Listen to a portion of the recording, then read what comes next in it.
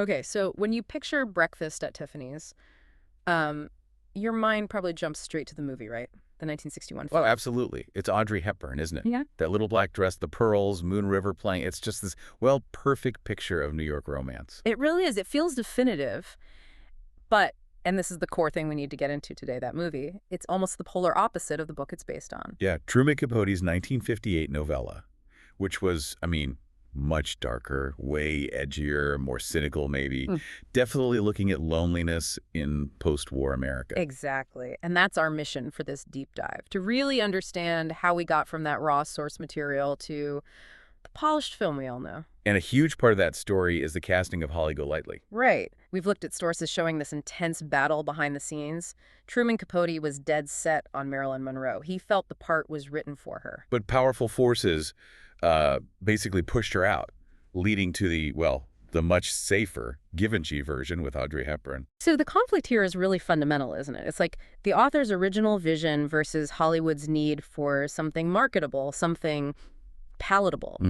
Worries about image, censorship, box office. To see what got lost, we really have to start with Capote's original creation. What was his Holly Golightly like? Okay, let's unpack that. By the mid-50s, Truman Capote wasn't just any writer. He was a major literary celebrity. Oh, huge. Known for this beautiful prose, but also really sharp insights into people.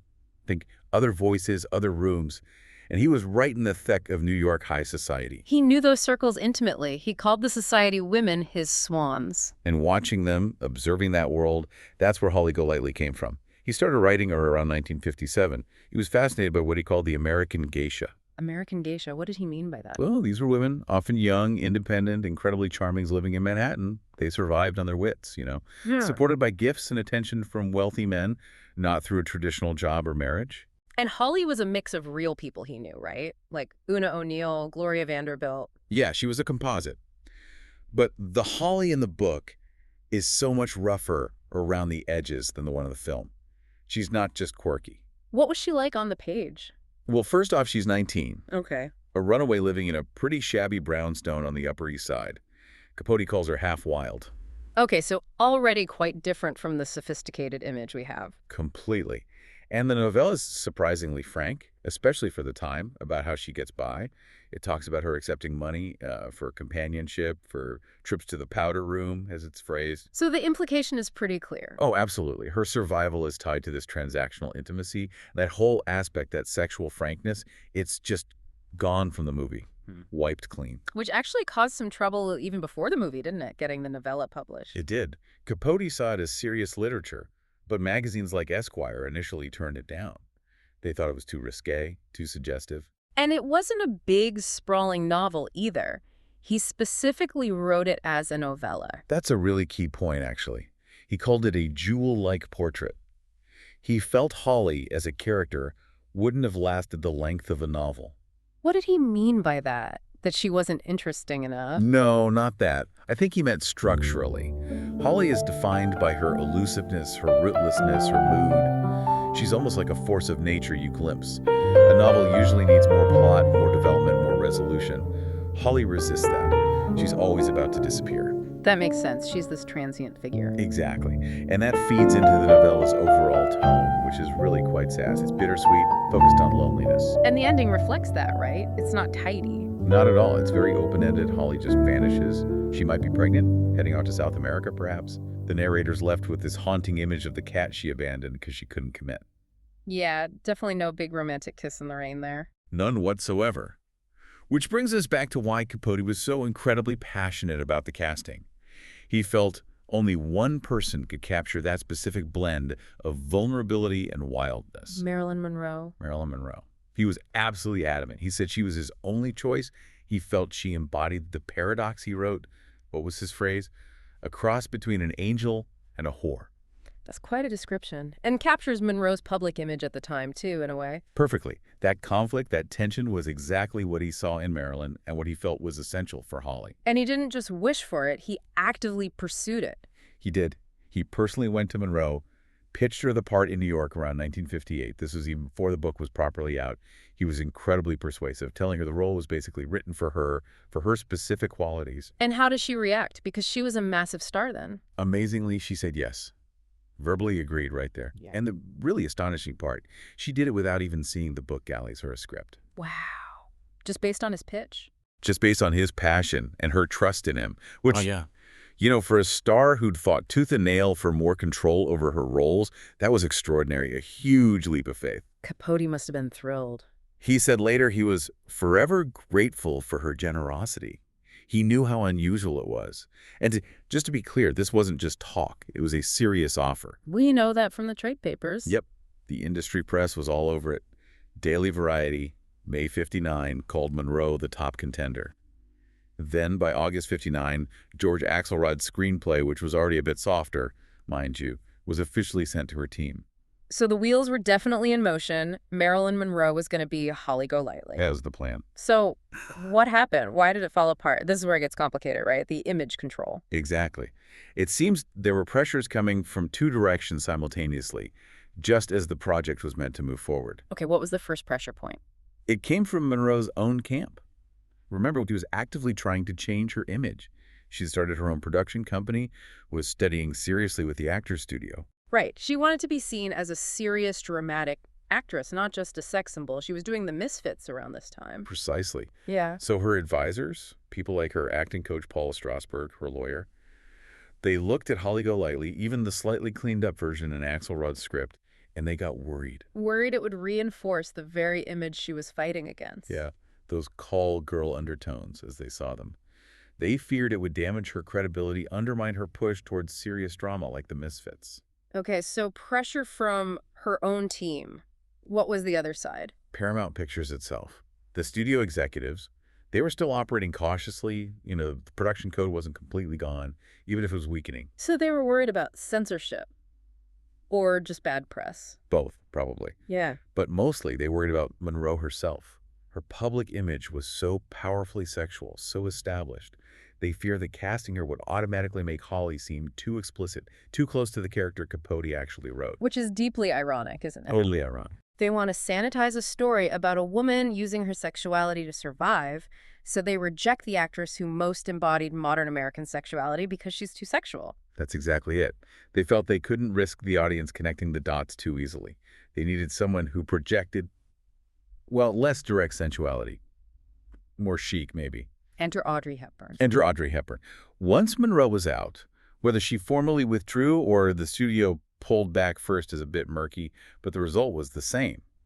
Paramount pivoted quickly to Hepburn. She'd apparently been on their radar anyway. And Hepburn was, in many ways, the anti-Monroe in terms of screen persona. Completely. Elegant, gaming, sort of ethereal European, and crucially, perceived as much less sexually threatening to mainstream audiences at the time. So her casting wasn't just swapping actresses, it fundamentally changed the film they were going to make. Oh, absolutely. It triggered a total creative overhaul. Right. Blake Edwards, known for sophisticated comedies, not gritty drama, came on board to direct. Axelrod's script got softened even further. What kind of changes are we talking about? Well, all the ambiguity disappears. Any hint of criminality, the frankness about how she makes money, the possibility she might be pregnant, all gone. Holly becomes this kooky, charming, eccentric who just happens to, date rich men. And they added a full-blown romance. Yes, that was the biggest structural change.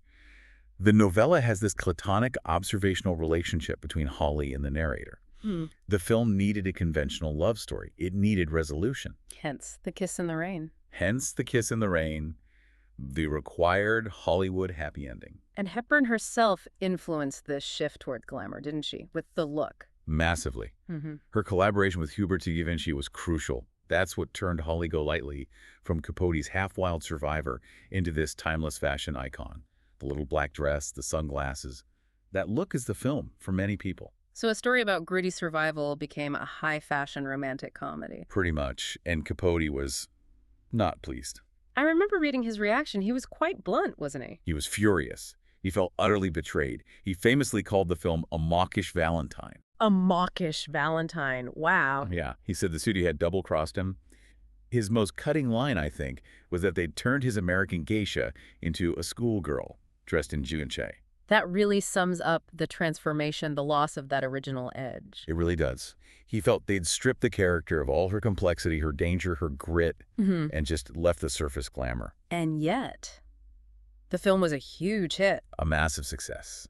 Oscars for the score, for Moon River. It became this cultural touchstone. Its legacy is as this elegant, aspirational, romantic fantasy. It's strange how two versions of the same story can be so different, and both, in their own way, so iconic. It is. And it's interesting, too, what didn't happen. Marilyn Monroe, as far as we know, never said anything publicly about the finished film or about Hepburn being cast. Really, no comment at all. None recorded. She seemed to just move on. By that point, she was deep into her own career struggles, especially with the very difficult production of The Misfits. Maybe she just didn't want to look back. Still, you can't help but wonder, the what if? What would that Monroe version, the one Capote wanted, have actually been like? Oh, it's fascinating to think about. It definitely wouldn't have been a rom-com. No, more of a drama. I think so. Moody. Maybe with a kind of jazz-infused, gin-soaked atmosphere. A real New York story about survival, but bittersweet. Closer in feeling to something like Billy Wilder's The Apartment, maybe? Or even anticipating the grittier character studies of the late 60s, like Midnight Cowboy.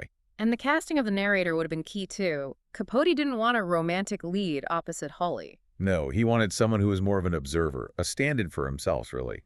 He suggested actors like Montgomery Clift or maybe Tony Curtis. Someone who could maintain that platonic distance, keep the focus squarely on Holly's enigmatic nature. So the whole dynamic would have been different, not about will they, won't they. Exactly. It would have been about trying to understand this elusive creature before she disappears again. And the ending. It would have had to be ambiguous. That sense of loss, of her rootlessness, would have been central. You can really see how Monroe might have excelled with that fragility beneath the bravado. She was uniquely equipped for it, I think. That ability to project raw vulnerability alongside this almost desperate resilience. That was the core of Capote's Holly. But the studio's fears about her being difficult on set, like the Misfits? Were those unfounded? Oh, the risk of a turbulent production was definitely real. The Misfits was notoriously difficult. But, you know, production chaos doesn't always mean a bad film. That's true. Think about some like It Hot, made under incredibly stressful conditions, lots of conflict, yet it's considered one of the greatest comedies ever. Yeah. So a tough shoot with Monroe didn't necessarily mean artistic failure. So when we boil it down, this deep dive really shows it wasn't about who was the better actress. It was about what kind of film Paramount wanted to make. That's the heart of it, I think. They chose Hepburn to guarantee a certain kind of movie. Sparkling, romantic, glamorous, safe. They sacrificed the novel's complexity for that. Capote's choice, Monroe, would have led down a completely different path. Smokier, sadder, more challenging. A character study versus a romantic comedy. Exactly. That's the core knowledge here, isn't it? Capote and Monroe had this shared idea for a really raw, complex Holly, but Hollywood, worried about sex appeal, image, and the bottom line, steered it in a completely different direction. They essentially swapped out the darkness and ambiguity for elegance and a guaranteed happy ending. They did. They took the grit and gave us Givenchy instead. Which leaves us, and leaves you listening, with a final thought to chew on. If Paramount had taken the risk, stayed true to Capote's darker vision, and cast Marilyn Monroe, would we remember Breakfast at Tiffany's today as a profound, challenging American drama? A classic of a different kind. Or did the very act of softening it, of turning it into that mawkish Valentine, actually cement its place as this enduring, globally beloved romantic icon? Was the price of complexity worth paying for the kind of immortality the film achieved? What did Holly Golightly lose to gain the eternal life of that little black dress?